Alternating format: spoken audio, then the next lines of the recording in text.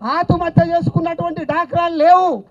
మరి ఈరోజు చూస్తుంటే ఒక్కటి కూడా ఒక్క రైతుకు ఏ ఆపద రాకుండా కాపాడినటువంటి ఘనత ఇవాళ కేటీఆర్కి దక్కింది. మరి ఈనాడు ఒక్కటి మందు సంచులు కొనబోదామంటే దొరుకుతలేవు, విత్తనాలు కొనబోదామంటే దొరుకుతలేవు. ముందు ఏ విధంగా అయితే లైన్లో చెప్పులు పెట్టి మరి పాస్బుక్లు పెట్టి కాగితాలు పెట్టి ప్రతి ఆఫీస్కి పోతే ఒక్క ఆఫీసులో కూడా ఒక్క పని కూడా జరగడం లేదు. మరి దాన్ని గ్రహించుకొని ఎక్కడేస్తే ఈ కాంగ్రెస్ ప్రభుత్వానికి ఎక్కడ తెస్తే ఈ రేవంత్ రెడ్డిని అనేది రైతులలో ఎంత ఉత్సవంతో ఎంత బాధపడుతున్నారంటే దాన్ని మనందరం గ్రహించవలసిన అవసరం.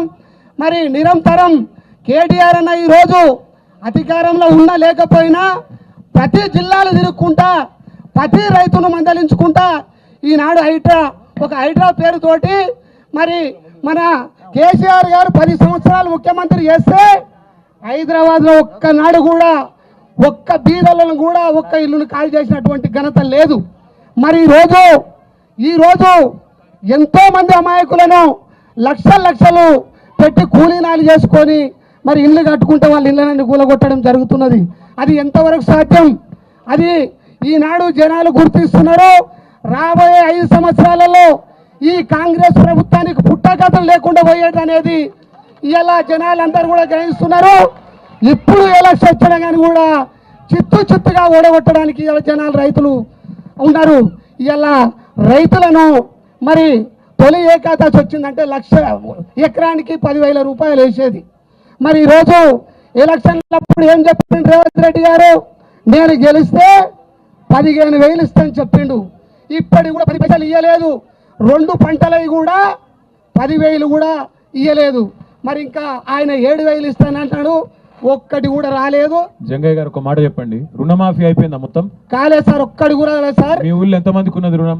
మా ఊళ్ళో ఒక 50 మంది దాకా ఉన్నారు సార్. అంటే ఎంత మందికి అయింది? ఎంత మంది? ఒక 10 మందికి కావచ్చు సార్, మిగతా అందరూ అట్లే ఉన్నారు. 40 మంది కాలేదు. 40 మంది గానే కాలేదు పక్కన పక్కా సార్. ఒక పని చేయాలి, వాళ్ళందరూ 40 మందిని సెల్ఫీలు తీసి ముఖ్యమంత్రికి పంపించమని చెప్పు. సెల్ఫీలు దిగి ఇక మాకు కాలేదా ఇంకా కూడా రుణమాఫీ అని చెప్పి, ఎందుకంటే ఆయననేమో అందరికి అయిపోయిందని చెప్తున్నాడు. పక్కా కాలేదా? పక్కా కాలేదు సార్. అయితే రేవంత్ రెడ్డి అవద్దని చెప్పాలి, లేకపోతే జగన్ అవద్దని చెప్పాలి? ఎవరు చెప్తున్నారు? రేవంత్ రెడ్డి అవద్దని చెప్పాలి. పక్కా అంతేనా? పక్కా సార్, పక్కా సార్. సార్ మా 15,000 పడలేదు ఎవరికి? పడలేదు సార్. మరి వ్యవసాయ మంత్రి ఏమో పడ్డదని చెప్తుండు. ఒక్కడే సార్, మన సార్ ఇచ్చిన 10,000 ఆ ఎలక్షన్ ముందు లేచిరు కాబట్టి అవే వచ్చినాయి కాబట్టి మళ్ళీ ఇప్పటిదాకా కూడా పడతలేదు సార్. బోనస్ లేదు, రుణమాఫీ లేదు, రైతు బంధు పత్తలేదు. మా తాన వికలాంగులు 10 మంది ఉన్నారు సార్. నేను 6,000 ఇస్తాను సార్ నెలకు.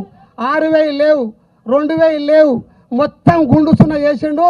మరి ఈరోజు ప్రభుత్వాన్ని ఏ విధంగా రైతులు దివాళీ తీసిపోతున్నారంటే మీరు ప్రతి జిల్లా తిరుగుతున్నారు కాబట్టి మరి అందరిని కూడా గ్రహించి మరి ఈ విధంగా నువ్వు పోరాటం చేస్తే తప్ప ఇంకా పోరాటం చేయాలని కోరుకుంటున్నాను. పాల బిల్లులు వస్తున్నాయి? పాల బిల్లులు కూడా లేవు సార్, ఏమి లేవు సార్. రియల్ ఎస్టేట్ ఎట్లున్నది మీ రంగారెడ్డి జిల్లాలో? రియల్ ఎస్టేట్ సార్ మన అది కూడా డామా సార్. కేసీఆర్ ఉన్నప్పుడు రియల్ ఎస్టేట్ బాగుందంటే శైలి అవటరు ఒకసారి. లేదు సార్, లేదు లేదంటే శైలి అవటరు. లేదు. ఇది కూడా కరెక్టేనా? మరి ఏది బాగున్నది ఇప్పుడు? మరి ఏది బాగలేదు సార్. మరి ఇంకా 4 ఏళ్ళు ఎట్లా భరించాలి? 4 ఏళ్ళు సార్, మనం 4 ఏళ్ళు భరించలేము. ఏం భరించలేము సార్. కరెంటు కూడా వస్తలేదు. ఏ టైం వస్తుంది ఏ టైం పోతుంది కూడా కరెంటు కూడా వస్తలేదు సార్. అన్ని విధాలు కూడా రైతులు చాలా ఆర్థికంగా ఇబ్బందులతో ఉన్నారు కాబట్టి మరి దళిత బంధు లేదు. అప్పుడు ఎవరన్నా కర్మదీరు చనిపోతే వారం రోజులలో 5 లక్షలు వచ్చేది సార్. ఆ 5 లక్షలు కూడా వస్తలేవు సార్. వడ్ల పైసలు పడ్డాయి అని అడుగుతున్నాడు. పడలేదు సార్. మీరు ఇంకా బాగా చేయాలని కోరుకుంటూ చాలా సంతోషం. Thank you sir. అగర్మియా కూడా జంగారెడ్డి ఒక్క నిమిషం మాట్లాడండి. 7:30 మైక్